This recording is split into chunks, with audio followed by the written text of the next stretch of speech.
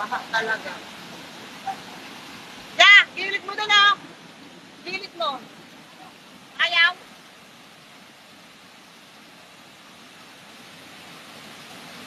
Gilid mo doon. Dito, gilid mo dyan. Dito. Ayaw na makalsong motor. Oh, sobrang lakas ng baha.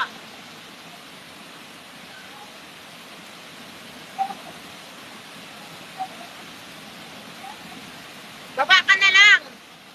Baba ka, baba ka. Diyan mo na guys. Inanod na si kuya. Ala na, yan na. Inanod na.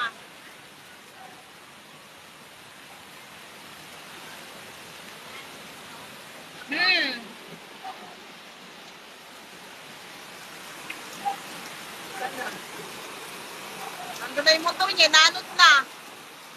Wala na. Inanod ang motor.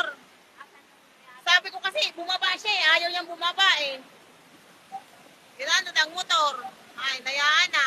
So yung mga bossing, awareness yan, for awareness. Kapag bumabaha at ikaw lang mag-isa yung dadaan doon, huwag ka nang tumuloy. Ibig sabihin nun, delikado. Katulad ng nangyari kay Paps, naanod siya ng baha.